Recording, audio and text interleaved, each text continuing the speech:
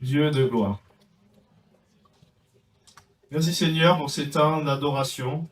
Dieu siège au milieu des louanges de son peuple. Amen. Et vous savez, il y a une puissance et c'est pas juste un joli rituel pour faire danser tout le monde. C'est vraiment, il y a quelque chose quand on le saisit par la foi et quand on s'approche, il y a une guerre d'adoration dans les lieux célestes. Amen. Amen. Vous savez, les mauvais esprits qui étaient sur Saül, ils quittaient quand David y jouait. Donc il y a réellement quelque chose qui prépare le terrain, qui prépare ta terre intérieure où tu t'approches de lui, il s'approche de toi, il y a une puissance. On a eu des gens simplement guéris, simplement délivrés parce que l'onction, la présence de Dieu était là. Et Jacques 4, verset 8, tu t'approches de lui, il s'approche de toi. Amen. Amen. Donc quand tu viens au plus près du feu, il y a quelque chose qui fond, qui ne peut pas se tenir dans sa présence. Vous êtes d'accord avec moi? Donc c'est important voilà, de s'approcher de lui, mais c'est par la foi qu'on hérite de la promesse. Et on peut le louer sans la foi, vous savez. Moi j'ai fait des territoires où c'est culturel d'être chrétien.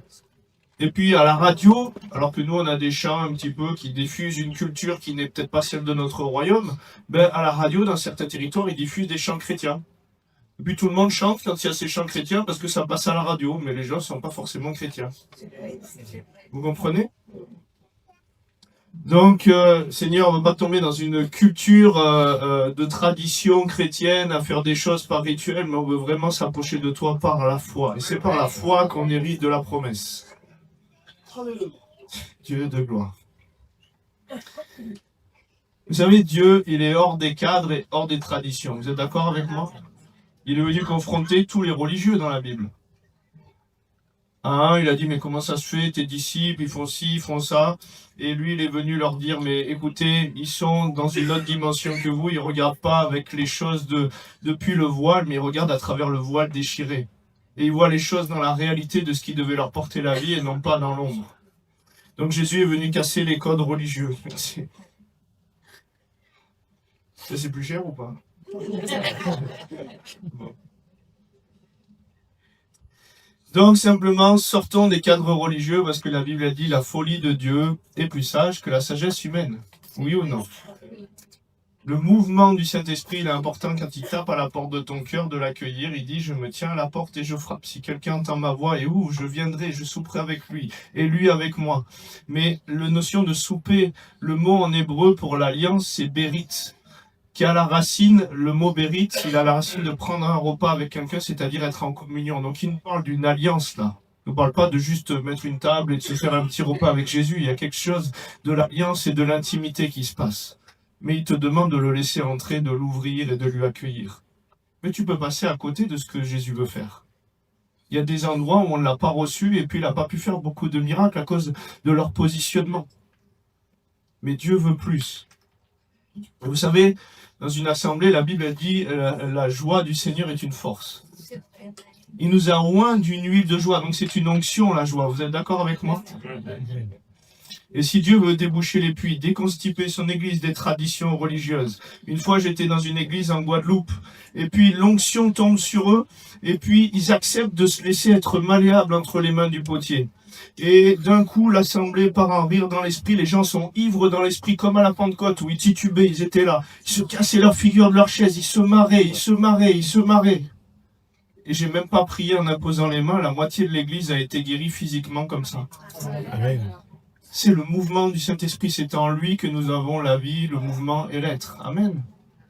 Donc c'est à propos de lui, c'est à propos de ce qu'il veut faire, c'est à propos d'être malléable dans la manière dont lui, il veut toucher nos vies. Donc si aujourd'hui tu vas te marrer, pleurer, être au sol sous la présence de Dieu, si le vent du Saint-Esprit t'amène à danser, à te lever, sois malléable entre les mains du potier. Amen. Et il te demandera toujours, est-ce que je peux? Pourquoi? Parce que l'amour se propose et ne s'impose pas. Dieu ne viole personne. Donc il va toujours dire, est-ce que je peux? Est-ce que tu me laisses aller là? Est-ce que je peux aussi passer comme ça à travers toi? Et on a vu une dame à l'île de la Réunion, elle était un peu forte. Elle est tombée par terre pendant 1h30, elle s'est marrée. Donc déjà, il faut avoir des bons abdos.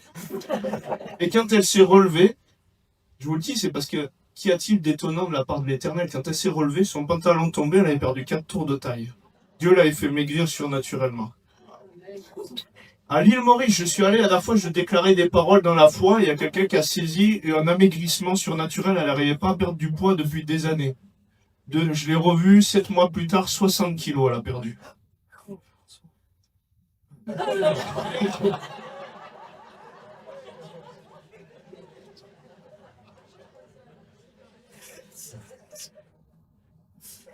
Dieu fait ce qu'il veut. Vous êtes d'accord avec moi? Amen.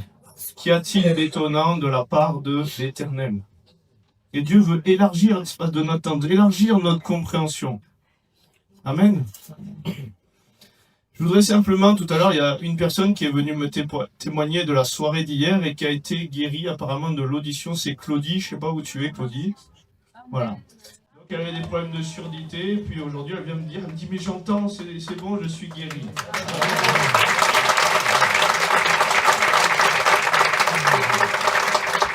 Donc gloire à Dieu, attends-toi à que les puits se débouchent aujourd'hui. Et puis je me rappelle plus, on a discuté tout à l'heure, ton prénom? Anna. Elle me dit aussi la dernière fois qu'on était venu ici dans le coin, elle a été guérie d'un cancer, c'est ça? Suite à une parole, elle a saisi et le cancer a disparu. Donc, ne t'attends pas aujourd'hui à forcément une imposition des mains, mais quand la parole est envoyée, tu dois aussi ouvrir la porte de ton cœur et pouvoir accueillir et t'approprier la promesse de Dieu. Dieu peut passer tantôt d'une manière, tantôt d'une autre. Parce qu'il parle tantôt d'une manière, tantôt d'une autre, comme la Bible dit, et des fois on n'y prend pas garde et on passe à côté de la guérison, de la volonté de Dieu. Et on se dit, mais comment ça se fait? Il aurait dit une parole, il serait venu m'imposer les mains. La lèpre de Naaman n'a pas été guérie comme ça, vous êtes d'accord avec moi? Le prophète, il n'est pas rentré dans ce que lui pensait faire. Il lui a dit, va te laver cette fois dans l'eau, dans le Jourdain, et tu seras guéri de ta lèpre. Donc c'est important de dire, Seigneur, parle, ton serviteur écoute, et pas non, écoute Seigneur, ton serviteur parle.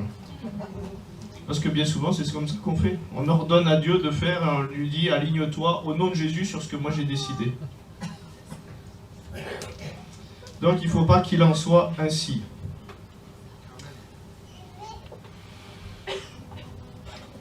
Plus j'avance avec Christ, ça fait 16 ans maintenant, je ne suis pas tombé dans la marmite chrétienne quand j'étais petit, hein.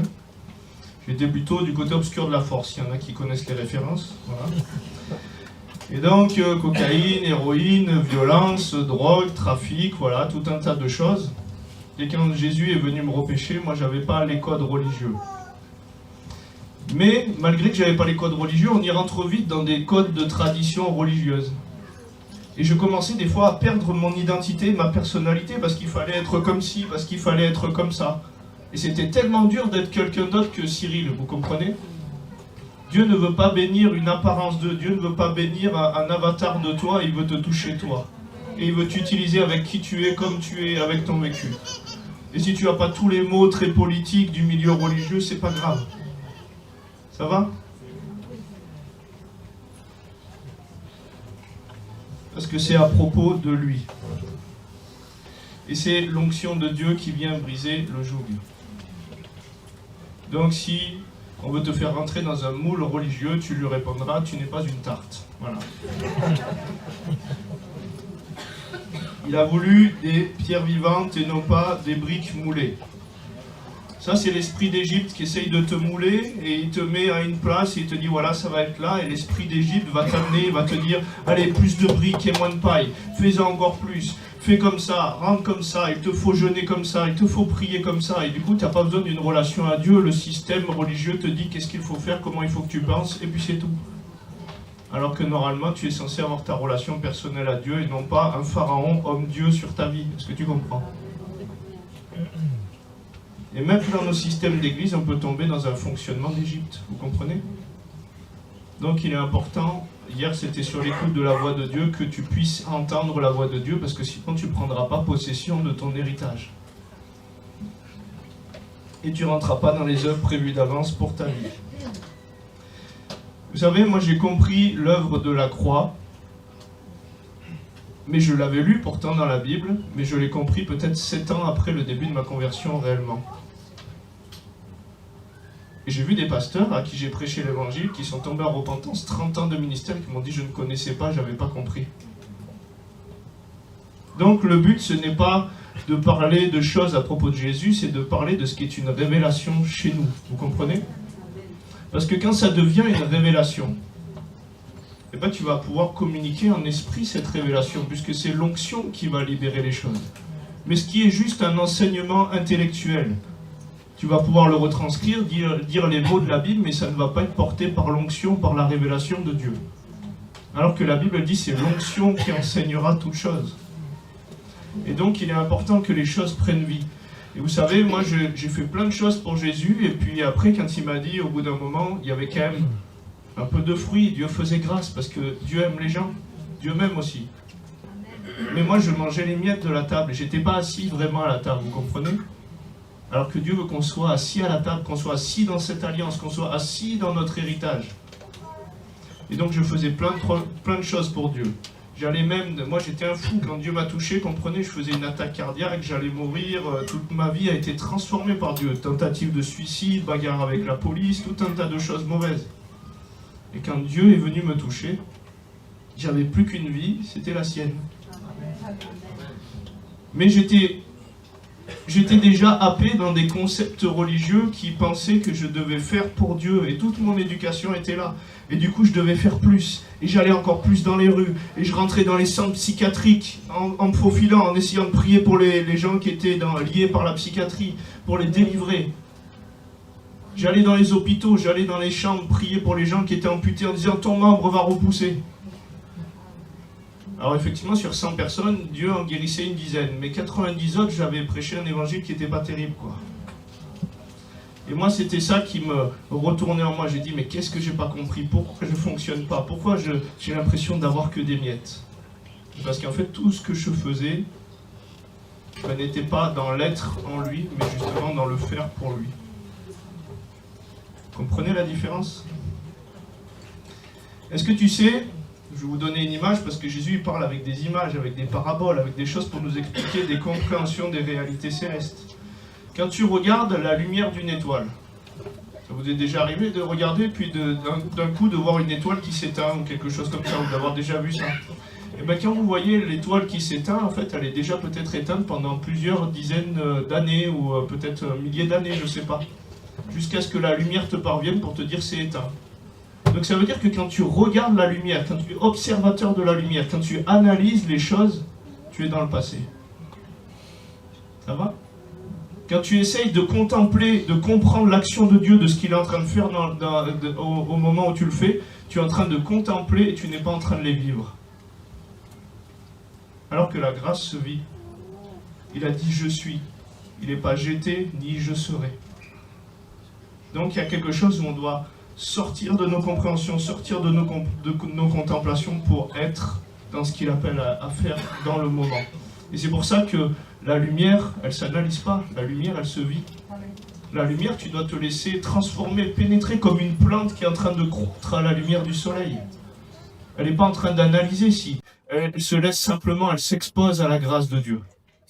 Et dans cette grâce, alors que tu ne comprendras peut-être pas tout, la Bible dit, je vais faire une chose et vous ne pouvez pas encore le comprendre, ben, tu vas grandir sans même avoir conscience que peut-être tu es grandi ou que tu as encore compris ce que le Seigneur est en train de déposer sur ta vie. C'est pour ça que je vous le dis, quand on libère des paroles de foi, des choses, même si tu ne comprends pas tout, il y a quelque chose qui est semé quand tu saisis par la foi les promesses de Dieu. Et tu sais pas comment son plan va s'articuler, mais c'est pas grave, tu n'es pas en train d'analyser ce qui doit se passer, tu es en train de le vivre et de le saisir. Mais notre positionnement, des fois, on ne demeure pas en lui réellement. C'est quoi demeurer en lui? Demeurez en moi et je demeurerai en vous. C'est ce que nous dit la parole. Eh bien, Dieu, il est je suis. Alors, est-ce qu'aujourd'hui, tu veux être dans le futur? Est-ce que tu veux être dans le passé? Ou est-ce que tu veux vivre ce que le Seigneur a prévu pour toi? Et je me rends compte que, voilà, je passais faute de connaissances. Osée 4, verset 6, je me faisais voler. Je passais à côté de mon héritage. Je loupais des choses que Dieu était en train de semer. Même dans des réunions, il y avait beaucoup plus à prendre. Parce qu'il nous dit, un jour dans ses parvis vaut mieux que 1000 ailleurs. Et on sort trop vite et on analyse et on retombe dans notre cérébral et on retombe comme Marthe et Marie alors qu'on est dans la présence de Jésus et on commence à vouloir faire tout un tas de choses pour Jésus.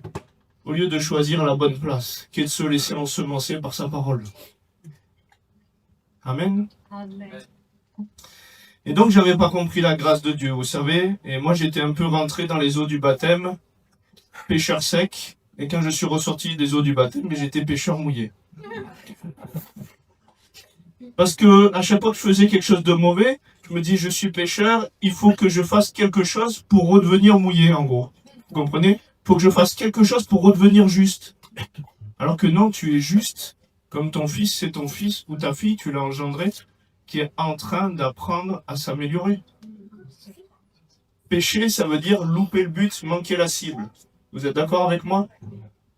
Mais c'est pas parce que tu loupes le but ou que tu manques la cible que tu es obligé de porter l'identité, une autre identité à chaque fois. Pécheur, c'est fils du père du péché, vous comprenez? C'est qui le père du péché? Donc ça veut dire que quand je fais une action, et on va en faire des actions qui des fois vont louper le but de Dieu, et que je prends l'identité de l'action que je viens de faire, ben c'est encore si tu fais, tu sauras, donc je réépouse le contrat que l'ennemi a voulu sur ma vie. Plutôt que d'être parce que lui, il a décidé que j'étais son enfant, parce qu'il m'a aimé le premier. Vous comprenez? Et donc on le fait inconsciemment.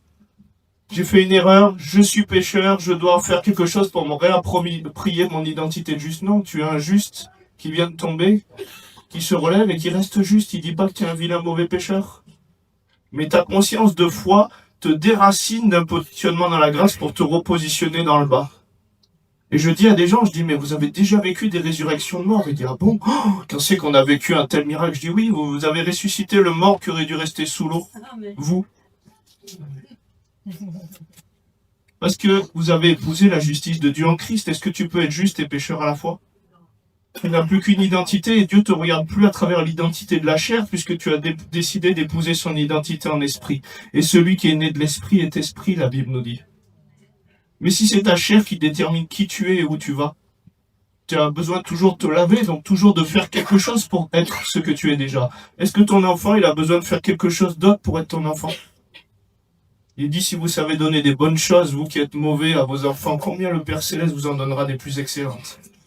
Maintenant, je ne vous dis pas que c'est une raison pour faire des choses mauvaises volontairement. Paul, il dit, des fois, je veux faire le bien, mais je fais le mal que je ne veux pas faire. Ça ne le disqualifie pas de la grâce de Dieu. Il a été lavé, il a conscience de son identité. Il ne veut pas se vautrer dans la boue consciemment. Mais le premier fondement à comprendre, c'est pour bénéficier de notre héritage, du salut, qui comprend beaucoup plus largement que juste le fait d'être sauvé une fois que notre chair elle disparaîtra. C'est le royaume de Dieu ici et maintenant. Vous comprenez? Mais pour le vivre maintenant, je le vis comment? Je le vis quand je suis fermement assis. La foi, c'est une ferme assurance. Fermement assis dans les lieux célestes avec Christ. Et c'est de là où je suis assis à la table des rois. C'est de là où je suis un roi. De là où je suis une reine. Et c'est ce qu'il dit Jésus à Nicodème dans Jean 3. Il dit, si tu ne nais d'en haut, si tu ne nais de nouveau, tu as goûté à une nouvelle naissance, une nouvelle nature. Et c'est celle-là ton identité, c'est plus celle d'en bas. Mais si quand tu fais une erreur, tu redescends de ton pied et tu prends l'échelle pour redescendre en bas, ben c'est toi qui es en bas. Et tu annules par la foi l'acte que tu viens de poser qui aurait dû rester une fois pour toutes sur ta vie. Ça va? Donc la repentance, je vois que j'ai loupé le but. Ok, ben j'arrête de louper le but parce que louper le but, ça va amener des dégâts sur ma vie. Mais je me repens pas pour redevenir injuste. Je suis un juste qui est en apprentissage de marcher. Vous comprenez? Ton enfant, il est à quatre pattes et puis il se met debout et il retombe, il se met à quatre pattes, il reste ton enfant. Pourtant, le but, c'est que tu lui apprennes à marcher. Donc, tu vas l'aider pour continuer à grandir, à croître et à se tenir debout. Comprenez la différence? Donc, la foi, c'est une ferme assurance. Il y a des personnes qui ne sont déjà parfois pas assurées de leur identité en Christ, de leur identité de juste. Et c'est les premières bases. Et c'est pour ça que la Bible, elle nous dit, la prière fervente du juste a une grande efficacité. Mais si tu es juste 99% du temps et que quand tu fais une erreur, tu te vois pécheur, est-ce que tu es juste? Non. La Bible, elle nous dit, un tout petit peu de levain, un tout petit peu de la conscience qui vient t'accuser, qui te disqualifie, fait lever toute la pâte. C'est quand même triste aujourd'hui, on peut même aller évangéliser des chrétiens pour leur faire comprendre réellement ce que c'est la grâce de Dieu en Christ. L'assise dans le royaume. Et j'ai vu des gens se convertir, et j'ai vu des pasteurs se convertir, ça peut paraître fou. Mais moi, j'ai passé 7 ans à prêcher l'évangile et je me suis rendu compte que je ne connaissais pas la grâce de Dieu, vous comprenez? Et pourtant, j'avais fait des formations théologiques, mais c'est pas la formation théologique qui va t'amener la révélation. C'est le fait de t'exposer à sa présence, c'est le fait de sonder les choses avec lui, c'est le fait de lui demander de déchirer le voile. Sinon, il dit dans la Bible, il dit « apprenant sans cesse et ne parvenant jamais à la connaissance de la vérité ». Tu peux multiplier toutes les écoles que tu veux. Si Dieu ne déchire pas le voile, si tu ne t'humilies pas et que tu ne dis pas « j'ai besoin de comprendre », plutôt que « moi je vais faire des études et je vais savoir, je vais connaître Dieu ». Vous imaginez ? Je dis pas que c'est mal d'étudier sa Bible, ou je dis pas que c'est mal de faire des études bibliques, hein, comprenez bien mon point de vue. Mais ce qui va faire que les choses vont s'ouvrir sur ta vie, c'est de t'exposer à la grâce de Dieu et de venir lui demander la révélation. Et on peut lire les versets sans même les comprendre et sans même se les approprier. Combien de personnes dans la Bible lisent que Jésus guérit? Puisque le mot salut veut dire sozo, sauver, délivrer, guérir. Jésus, il a guéri. Mais combien de gens le lisent dans la Bible et combien de personnes le vivent aujourd'hui? Combien d'assemblées le vivent et le mettent en pratique? Pourtant, on le lit. Pourtant, on sait le dire. Vous comprenez? Donc, il y a une différence entre comprendre les choses au niveau de la chair intellectuellement et que Dieu vienne te le révéler. Quand Dieu te le révèle, les fleuves d'eau vive commencent à jaillir de ton sein et la guérison et la délivrance commencent à toucher. Parce que tu deviens ce qu'il est. Tu possèdes sa nature, il vient l'imprimer en toi. Et à la limite, tu n'as même plus besoin de faire quelque chose, parce que même en marchant dans les rues, les gens pourront être guéris par les fleuves d'eau vive et l'onction de la révélation qui coule en toi. On a déjà vu des gens, je marchais dans la rue, je me rappelle, et puis il y a une dame qui arrive et me dit « Oh, mais moi je suis pécheresse et je ne connais pas Dieu, et ci et ça. » Je dis « Mais qu'est-ce qui vous arrive, madame? J'ai rien dit, moi. » Et puis du coup, elle finit par me confesser ses péchés, machin, accepter le Seigneur Jésus, j'ai rien demandé.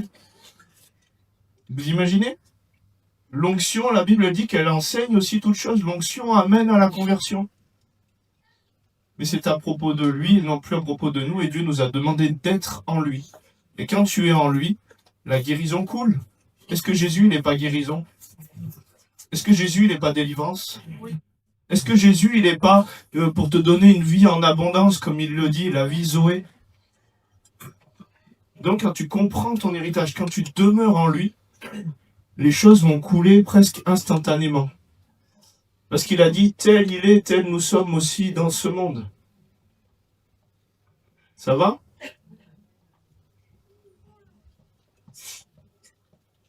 Donc, il nous dit, Galates 3, 29, « Si vous êtes à Christ, vous êtes donc la postérité d'Abraham, héritier selon la promesse. » Amen. Donc, on est héritier comment? Par la foi. Ce n'est pas héritier par une nature charnelle ou parce qu'il y a un peuple qui est plus élu que les autres. Vous comprenez, c'est l'élection de la foi dont il est question dans Matthieu. Donc c'est par la foi qu'on hérite de la promesse. C'est par la foi que les branches qui étaient naturellement présentes doivent se regreffer à l'olivier franc. Vous comprenez? C'est par la foi qu'on hérite de la promesse de Dieu. Il est venu éliminer le système de méritocratie. Il est venu nous asseoir dans le fait qu'on a tous besoin de lui. Vous comprenez? On a tous besoin de la grâce de Dieu. Et quand on est assis dans les lieux célestes avec Christ, on a des promesses sur nos vies, on a un héritage. Mais on peut prendre part à cet héritage que quand on est assis dans le bon positionnement, que quand on est assis dans le bon testament, quand on est positionné dans le bon contrat. Un testament, c'est quoi? C'est un héritage. Mais si tu n'as pas compris les bases de cet héritage, comment tu vas pouvoir avoir tout le bénéfice?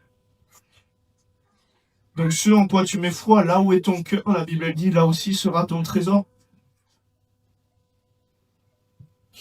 Je vois des chrétiens aujourd'hui, ils sont attaqués toutes les 5 minutes.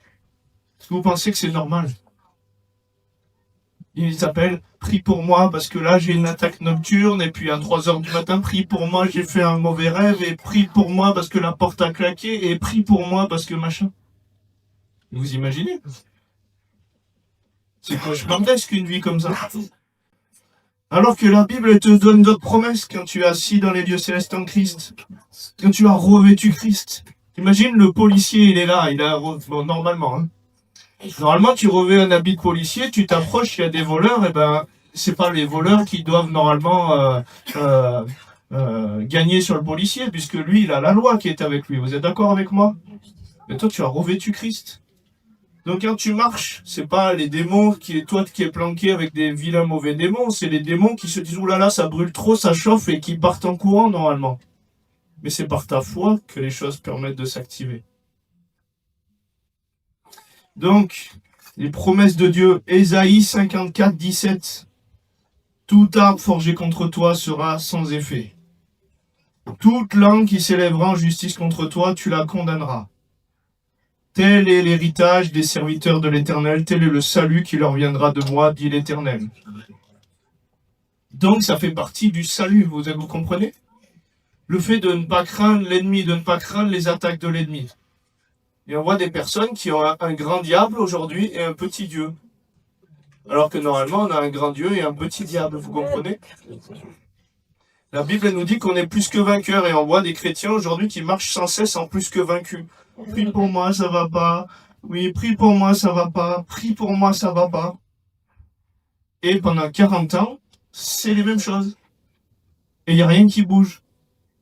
Parce qu'ils ne sont pas assis déjà, premièrement, dans la compréhension de cet héritage-là.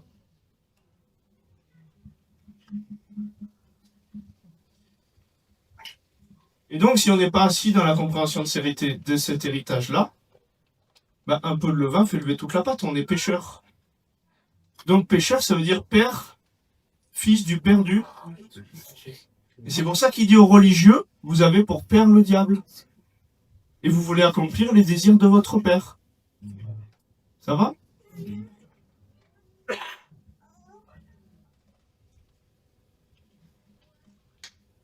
Mais mieux vaut tard que jamais comprendre ces choses-là. Moi, je les ai compris au bout de 7 ans et je me suis repenti d'avoir annoncé un évangile un peu pourri aux gens, quoi. Et oui, parce qu'il y a des conséquences au péché. Et c'est un péché de ne pas annoncer réellement ce que c'est la grâce de Dieu, oui ou non? Donc, toute arme forgée contre toi sera sans effet. Alors qu'on a l'impression aujourd'hui que chez certains chrétiens, toute arme forgée contre eux, tous les effets du monde, et même des armes qui n'ont pas été forgées contre eux, ils les inventent. Ah mais moi j'étais chez des gens flippés quoi, alors qu'on devait être plus que vainqueur. Une fois je suis invité chez une sœur à manger avec son mari, et puis elle est là, et puis il y a la fenêtre qui claque. Oh, oula, oh shabalabala, au nom de Jésus. Qu'est-ce qui lui arrive à elle? Et puis voilà, on commence à manger. Et puis là, le balai tombe, mais parce que le chat ou je sais pas quoi était passé sur le côté. Vous encore une attaque. Oh shabalabala. Il m'écoute, merci pour le repas, je suis fatigué. On va rester très longtemps. Non, mais des fois, on tombe dans des choses délirantes, vous comprenez?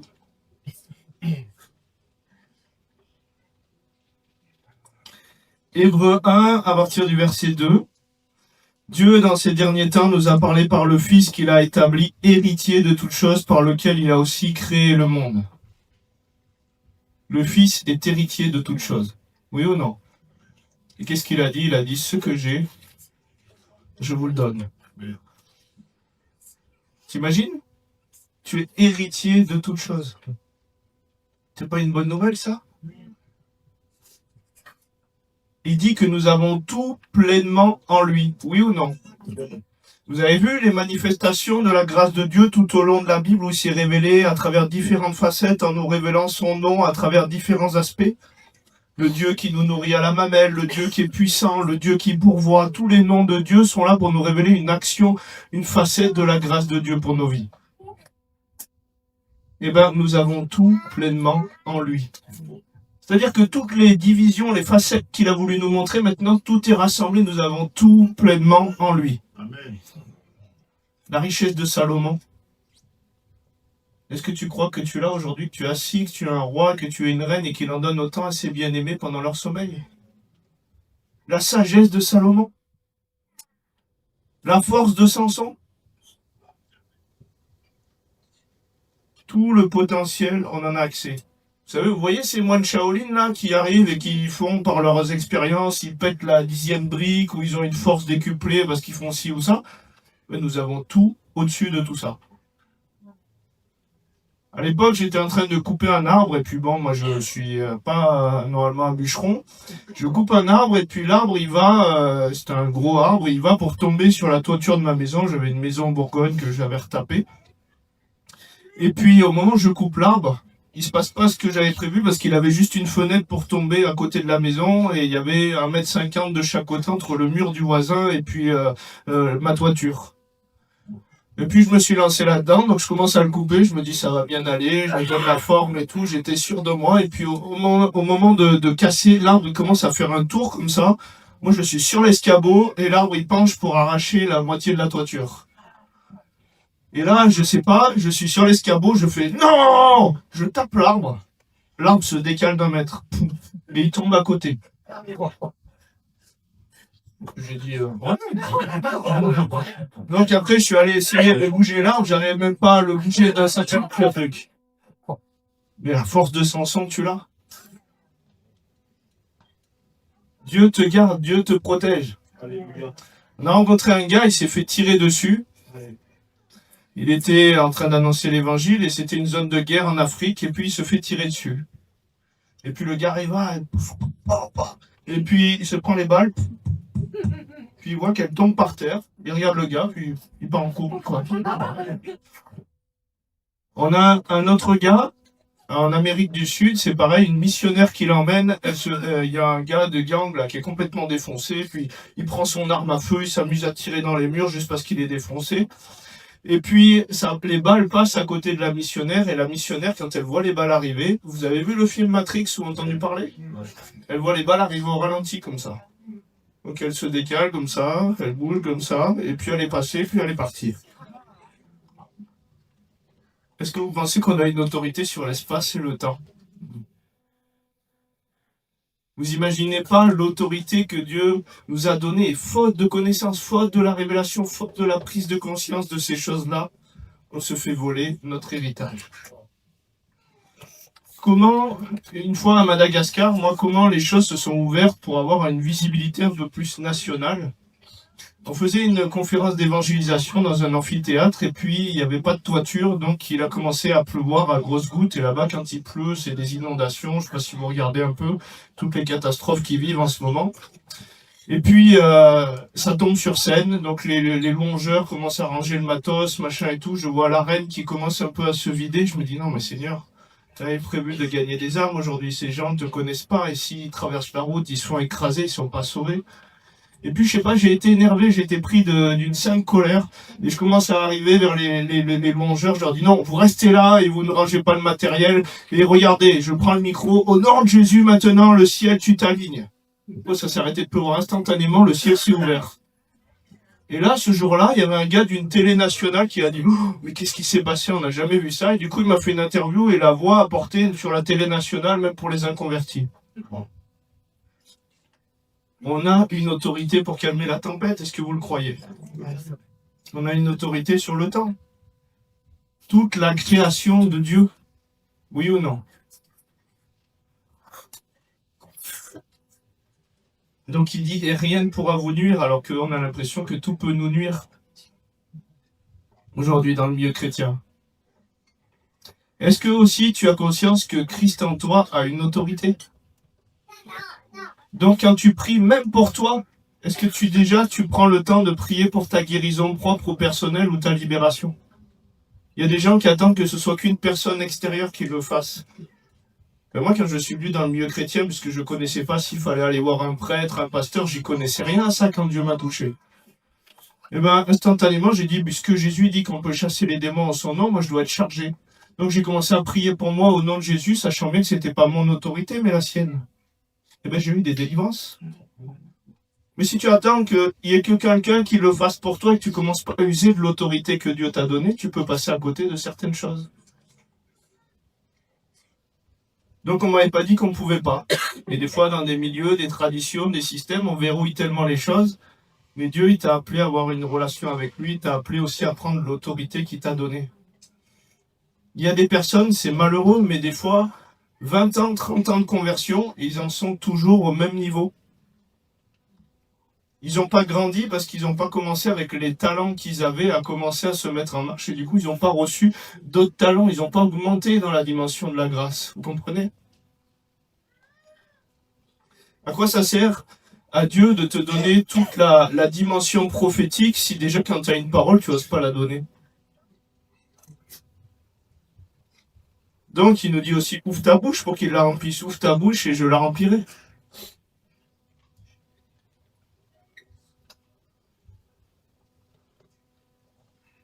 Mais des fois, on fait des repentances qui sont des repentances de serviteurs et d'esclaves. Vous connaissez la parole du fils prodigue, la parabole?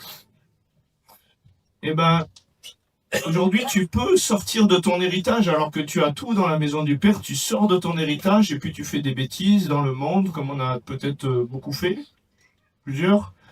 Et puis, vous vous rendez compte que ce chemin-là, il ne mène pas à Rome, mais plutôt au Rome et que vous êtes un peu mal si vous continuez comme ça.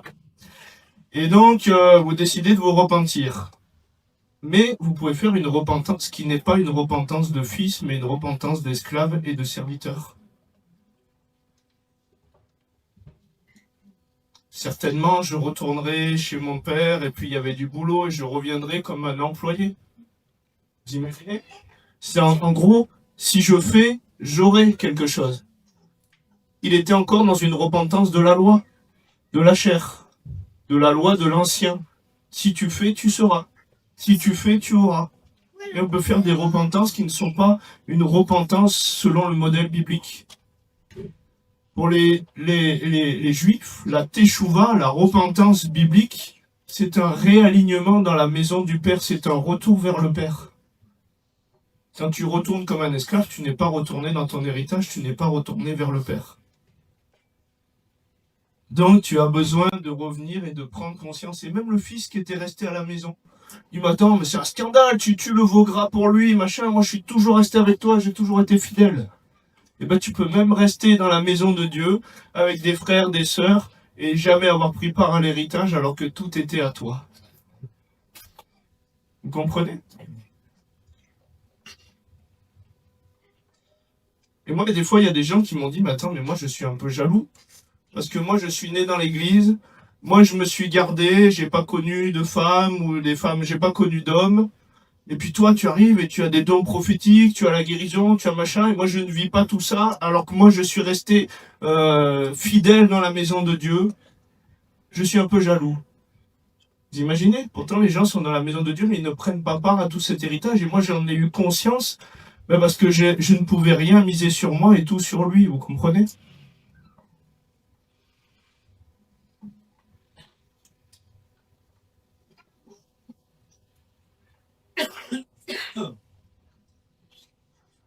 Donc vous vous rappelez que Jésus dit que ce qu'il avait reçu, il nous l'a donné, oui ou non? Matthieu 28, 18, Jésus s'étant approché, leur parla ainsi, tout pouvoir m'a été donné dans le ciel et sur la terre. Vous le croyez? Donc est-ce que tu peux te l'approprier, cette promesse, puisqu'ils disent que j'ai reçu, je leur ai donné, Père. La gloire que tu m'as donnée, je leur ai donnée. C'est pas de l'orgueil de dire que tout pouvoir t'a été donné dans le ciel et sur la terre, parce qu'il a dit qu'il nous avait donné des clés, il a dit ce que vous lirez sera lié, ce que vous délirez sera délié. Il nous a donné des clés pour ouvrir ou pour fermer. Il a dit ce que vous bénirez, ce sera béni, ce que vous maudirez, ce sera maudit. On a une grande autorité et on n'en prend pas conscience. On a des clés pour notre salut et pour notre libération et on ne s'en sert pas.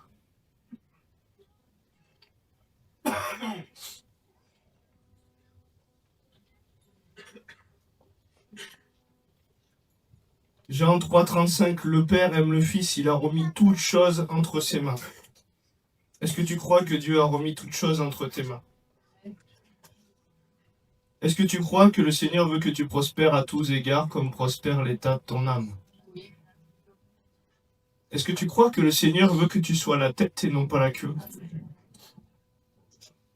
Est-ce que tu crois qu'il dit ne vous souciez pas de quoi vous serez vêtu ou quoi? Il n'y a même pas d'inquiétude à avoir. Regardez les oiseaux du ciel, ils ne sèment ni ne moissonnent, et votre Père les nourrit. Et nous, on s'inquiète. comment je vais arriver, comment je vais faire, comment ça va se passer, j'ai pas de boulot, comment je vais faire pour tenir, où ça va aller. Et moi, je l'ai vu, il a dû me faire passer par le fait de devoir déposer un appartement sur l'autel pour tout semer pour son royaume, pour retomber à découvert sur mes comptes, pour me rendre compte que l'homme ne vivra pas que de sa force, mais du pain que Dieu veut lui donner quotidiennement. Et depuis là, j'ai vu que finalement ça tenait, que Dieu était là, qu'il pourvoyait, qu'il était fidèle, qu'il pouvait m'asseoir dans de nouvelles révélations. Et j'ai vu qu'il était là. Et j'ai dit, mais c'est vrai Seigneur, alors je m'inquiéterai plus de ça. Et il te dit, ne crains pas, crois seulement. Et la crainte, je me rends compte qu'elle bloquait beaucoup d'aspects dans ma vie. Comme je le disais hier, la crainte, c'est de la foi. Mais c'est de la foi au plan de l'ennemi. Ne crains pas, crois seulement. J'étais toujours en train de flipper, en fait, je me rendais compte. J'étais pétri dans les peurs. Peur que ça ne suffise pas. Pourquoi on fait des sports de combat? Finalement, il y avait une racine de peur qu'il y ait quelqu'un et qu'il faille me défendre, moi ou ma famille. Pourquoi je fais tel ou tel projet? Pourquoi j'amasse sans cesse et je multiplie les choses où j'amasse? Parce que j'ai peur qu'il n'y aura pas assez demain ou qu'il y aura un problème. Et il dit, une fois que tu as assez dans tes greniers, va pas en construire d'autres. Il dit, tu sais pas si ta vie, elle t'est redemandée demain. Mais tout était à propos d'un programme de peur, où je n'étais pas assis dans l'amour parfait de Dieu, dans la révélation de son identité qui bannissait la crainte.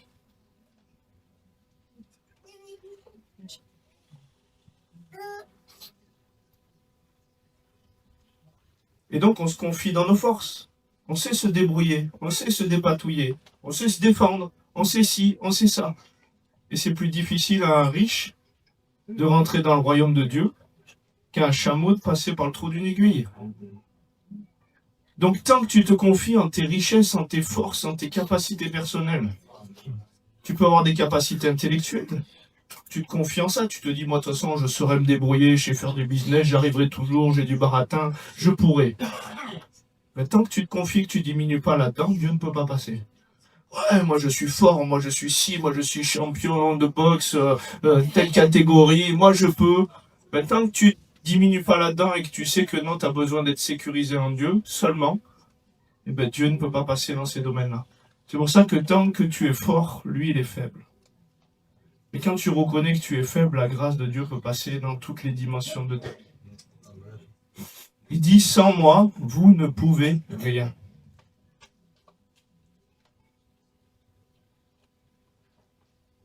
Mais est-ce qu'on a compris notre héritage?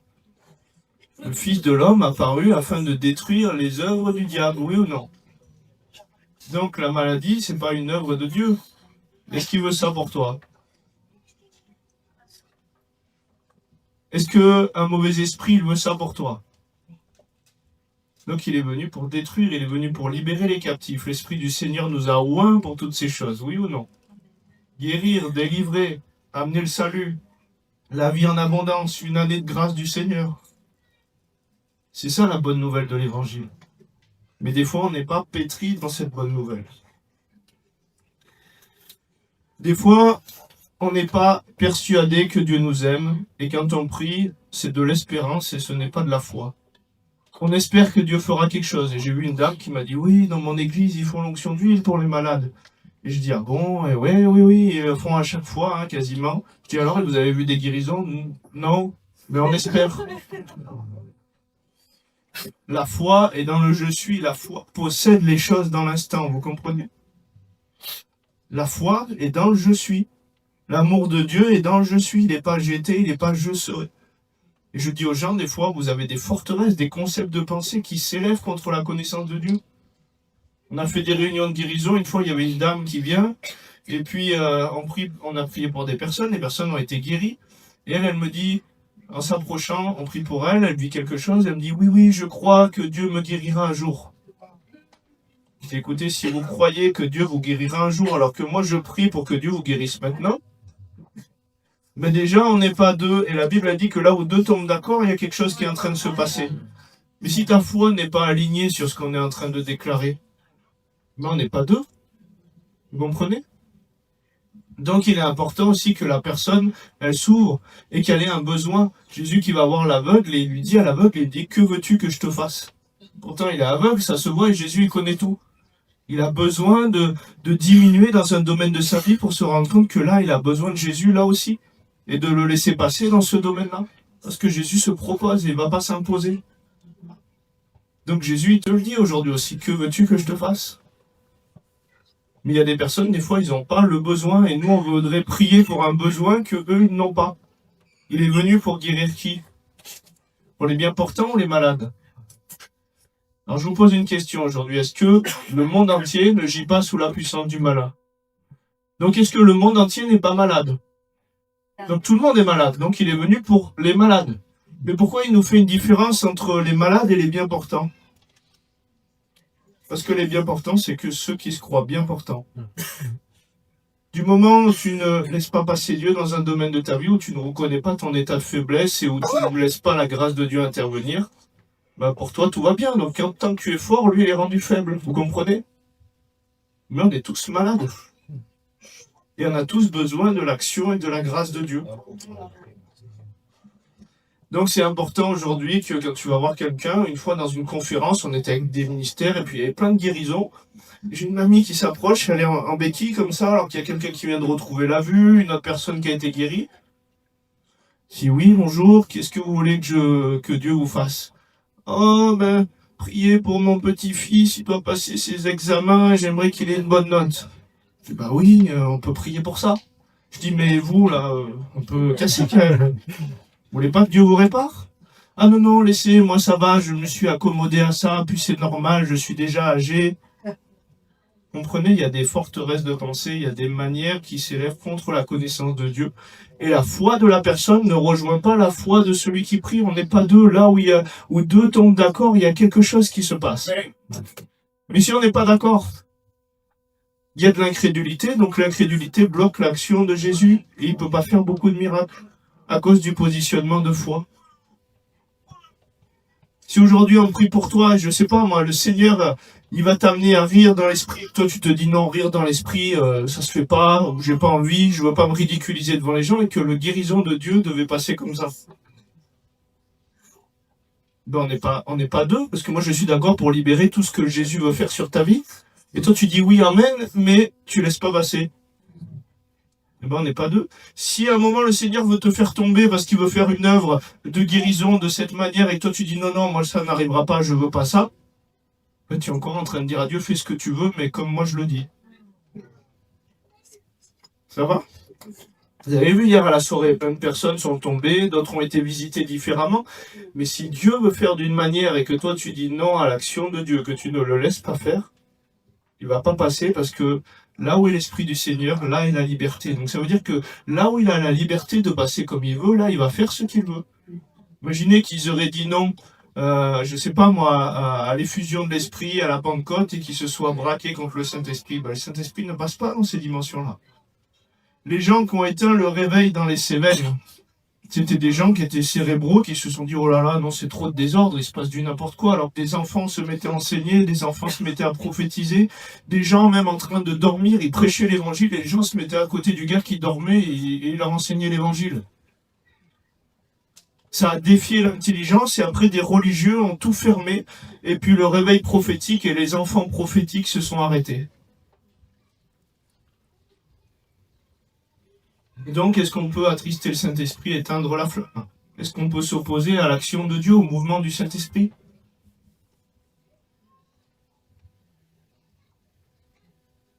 Donc, on a un héritage. Psaume 23, à partir du verset 1. Cantique de David, l'Éternel est mon berger, je ne manquerai de rien. Il me fait reposer dans des verts pâturages, il me dirige près des eaux paisibles. Il restaure mon âme. Tu manqueras de rien. Et on le dit des fois, je manque de rien, mais finalement on a crainte de manquer de tout. Alors qu'on est en train de confesser autre chose, mais ce n'est pas la foi. Comme je vous le disais, j'ai passé beaucoup d'années à confesser des choses que je n'incarnais pas. L'Éternel est mon berger, je ne manquerai de rien, il me fait reposer dans de verts pâturages, il me dirige près des eaux paisibles, il restaure mon âme, il me conduit dans les sentiers de la justice, à cause de son nom. Car je marche dans la vallée, quand je marche dans la vallée de l'ombre de la mort, je ne crains aucun mal, car tu es avec moi, ta houlette et ton bâton me rassurent. On a un berger qui est parmi nous ici. Tu peux me confirmer que le bâton, il n'est pas pour fracasser les brebis? Il est là pour le berger, pour s'appuyer sur pendant la marche. Et le mot bâton, il a la même racine qui a donné le mot croix. La croix est là pour t'appuyer dans la marche. La croix, elle est là pour pouvoir les faire avancer dans l'alignement. Le bâton, il est là pour leur mettre l'alignement qu'il faut, mais pas pour les taper. Si tu perds une brebis, est-ce que tu arrives avec ton bâton pour pouvoir la fracasser, pour lui dire « Attends, tu t'es éloigné, je te casse une patte ». Non, sinon ça retarde tout le troupeau, puis ça la blesse, et puis ça attriste ton cœur de berger. Et le bâton, il est là aussi pour éventuellement des bébêtes, en plus du chien ou quoi, pour pouvoir éloigner les loups ravisseurs. Sinon, le même bâton, il va pas te rassurer, vous êtes d'accord avec moi? Moi, mon père, il m'aimait, mais des fois, il m'aimait aussi comme ça. Et ben, quand il levait la main pour me prendre dans ses bras, comme des fois j'avais pris une bonne torgnole et bien dérouillé, ben, quand il levait la main, je peux pas dire son bras me rassurait.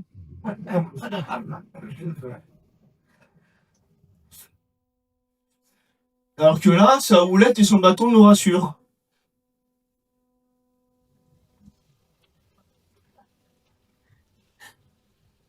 Tu dresses devant moi une table en face de mes adversaires. Tu oins d'huile ma tête et ma coupe déborde. Donc, t'imagines en face de tes adversaires, il te dit, reste positionné, mange et bois, je m'occupe des choses. Et dis-vous, quand vous serez machin, gardez le silence, c'est moi qui parlerai. Mais nous, on fait tout l'inverse. On s'agite, on veut essayer de manipuler ci, on veut essayer d'activer tel levier pour que ce soit notre justice qui passe de la manière dont on veut nous. Mais rien de l'action de Dieu dans tout ce qu'on fait dans notre chair, vous vous rendez compte? Alors qu'on le confesse de notre bouche, on ne le laisse pas faire dans les faits. Tu oins d'huile ma tête et ma coupe déborde. Oui, le bonheur et la grâce m'accompagneront tous les jours de ma vie. En hébreu, c'est pas m'accompagneront, c'est plus fort que ça. Le mot, il veut dire me poursuivront jusqu'à m'atteindre. C'est-à-dire que tu vas être aimanté pour être persécuté par la grâce de Dieu. Est-ce que tu as envie, qui c'est qui a envie d'être persécuté par la grâce de Dieu aujourd'hui? Oui, le bonheur et la grâce me persécuteront. Waouh, encore une grâce, j'ai fait. Waouh, le plan qui s'ouvre pour ma vie. Waouh, c'est Dieu qui fait, il fraye un chemin. Waouh, il ouvre la mer en deux. Waouh, il m'élève comme Joseph. Waouh. C'est pas une bonne nouvelle, ça? Mais c'est ça le programme de Dieu, vous comprenez? Je sens la présence de Dieu. Même alors qu'on parle, hein, saisit déjà, il y a déjà des choses qui sont en train de couler. Il nous a déjà bénis de toutes sortes de bénédictions dans le Dieu céleste. Seigneur, bénis-moi. Oui, je l'ai déjà fait. Vous comprenez? Et on se prive des grâces et on n'accepte pas. Et venez avec assurance au trône de la grâce, venez puiser. Je suis un puits. Et pour les puiser, cette femme, pour Jésus lui dit, mais si tu étais venu à moi, c'est moi qui aurais puisé pour toi. Que veux-tu que je te fasse, te dit Jésus.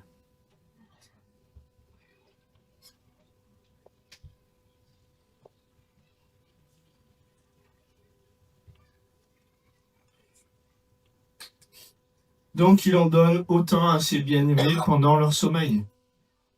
Thessaloniciens nous dit que le Dieu de paix veut nous sanctifier, nous guérir, nous transformer tous les domaines de notre vie.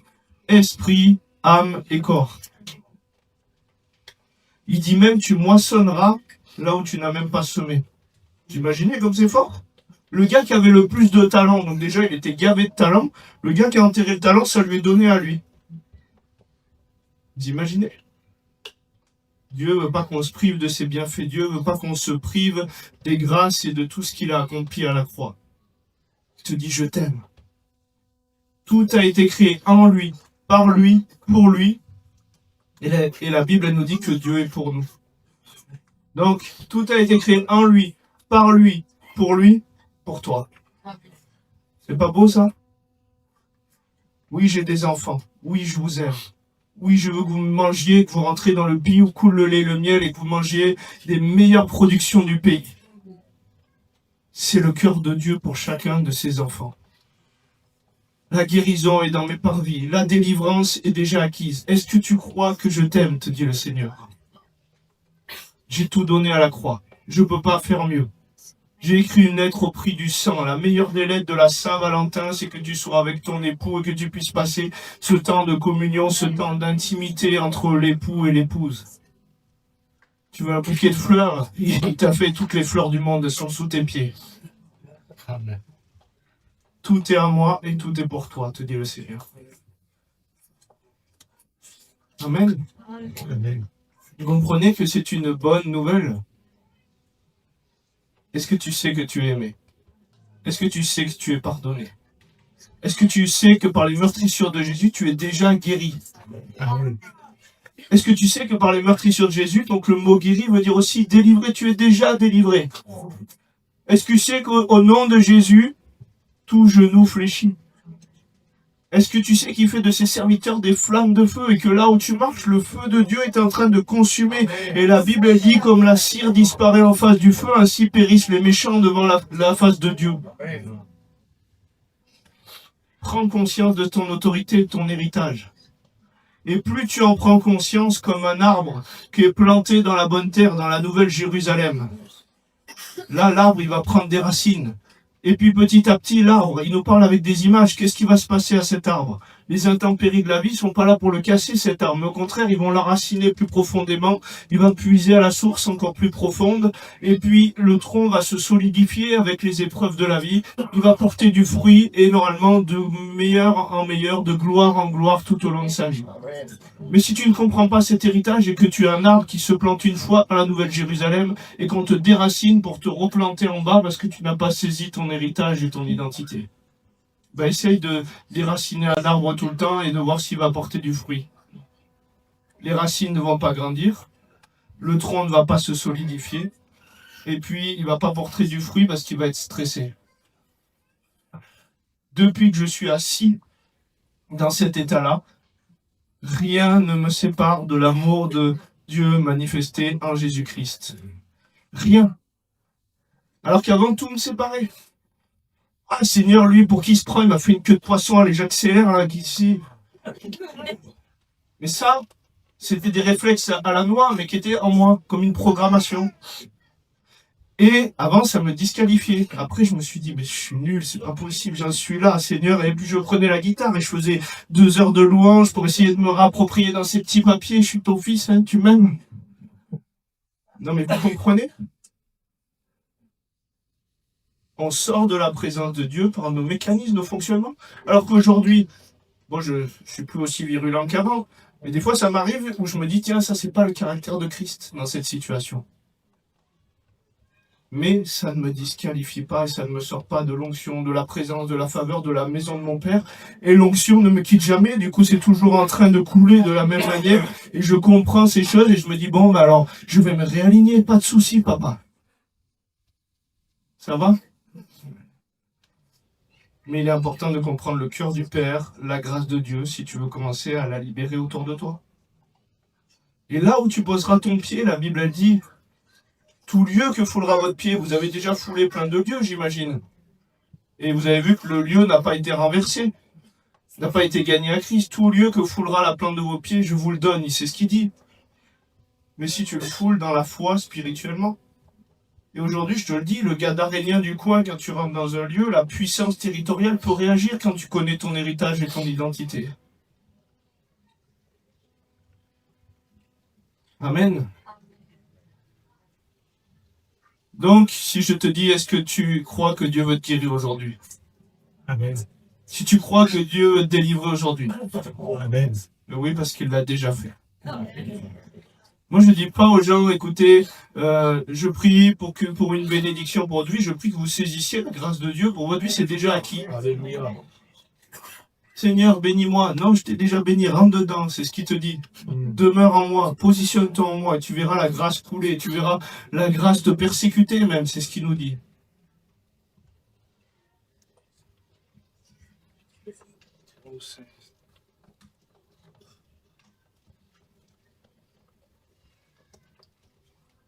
Mais toi, m'aimes-tu, c'est ce qu'il dit. M'aimes-tu? M'aimes-tu? Et pourquoi il lui répète m'aimes-tu? Le mot, il change en grec, hein, mais nous, c'est traduit pareil en français, mais ça nous parle de l'amour philéo.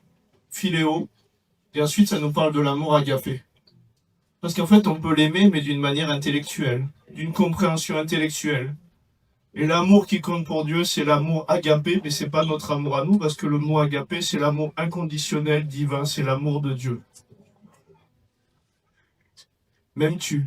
M'aimes-tu? Et quand tu accueilles son amour et que son amour vient fusionner en toi, oui, là, tu es capable de l'aimer, c'est parce que c'est lui qui t'a rendu capable, la Bible dit. Tout don parfait vient de Dieu. Toi, tu ne peux rien. Sans moi, vous ne pouvez rien. Sans moi, tu ne peux pas aimer. Sans moi, tu vas te retrouver comme Pierre alors que tu as passé du temps à côté de moi et je t'ai vu, je t'ai formé et puis tu es capable de me rogner. Mais avec moi, tu es capable d'aller jusqu'au bout, de te faire crucifier selon les sources historiques, la tête à l'envers. M'aimes-tu? Mais c'est lui qui vient le déposer en toi. C'est lui qui vient déchirer le voile en toi. Mais pour qu'il puisse le déposer en toi, qu'est-ce qu'il faut que tu fasses? Il faut le laisser faire et lui dire, écoute, je te permets, j'ouvre la porte à ce que tu veux faire. Est-ce que vous voulez ouvrir la porte à toute la manifestation du Saint-Esprit? Amen. Est-ce que vous voulez ouvrir la porte à la guérison aujourd'hui? Amen. Est-ce que vous voulez être malléable entre les mains du potier? Et Amen. même si tu pleures, même si tu tombes de ta chaise, même si l'onction prophétique est en train de t'amener dans une folie nouvelle, Amen. est-ce que tu vas laisser le Saint-Esprit faire ce qu'il veut aujourd'hui? Amen. Eh bien, on va prier. Et simplement, je prie aussi. Vous savez, à la dédicace du temple de Salomon, 120 trompettes ont sonné. Vous êtes d'accord avec moi? Quand Dieu est venu dédicacer son temple, c'est nous, le temple du Saint-Esprit, 120 personnes ont parlé en langue. Donc, pour ceux qui parlent en langue de l'Esprit, la Bible dit qu'il y a des parlers en langue aussi spirituelles. Sonnez des trompettes, sonnez du chauffard, parce que c'est en lien avec les trompettes. Et il y a des murailles spirituelles, les murailles de Jéricho qui vont tomber. Donc, commencez à vous tenir dans la dimension de l'Esprit, on va prier. Et ceux qui ne parlent pas en langue ou quoi, il faut le rechercher. La Bible dit, s'il donne à celui qui demande, celui qui cherche trouve. On donne à celui qui demande. Demande à ton Père, il va pas te donner un serpent si tu lui demandes du pain. Mais il veut libérer les choses de l'Esprit. Il veut libérer le parler en langue pour que tu puisses grandir, t'édifier, pour que les murailles tombent autour de toi.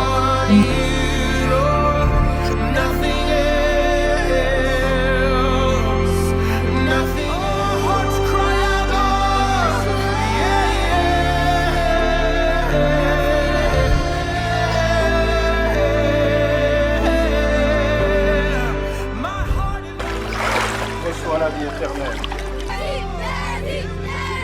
Ce soir est devant témoin. Je veux t'accepter comme Seigneur et Sauveur. Et aujourd'hui, je voudrais inviter tous celles et ceux qui voudraient donner leur vie à Jésus à faire une rencontre personnelle à venir devant. Donc simplement, si tu veux recevoir Jésus dans ta vie, j'invite à lever la main. Il y a des aveugles qui voient la guérison des problèmes de vue au nom de Jésus. Tu reçois une puissance, reçois la puissance de Dieu. Reçois la puissance de Dieu. Reçois la puissance de Dieu. Dieu vous guérit. On a vu des personnes qui avaient des muscles coupés, des membres qui manquaient, des personnes opérées avec des hernies. Et Dieu a guéri. Il ne veut pas seulement te guérir ici, mais ceux qui croient en lui, ils ont la vie éternelle. Jésus, Seigneur, je ne te connaissais pas.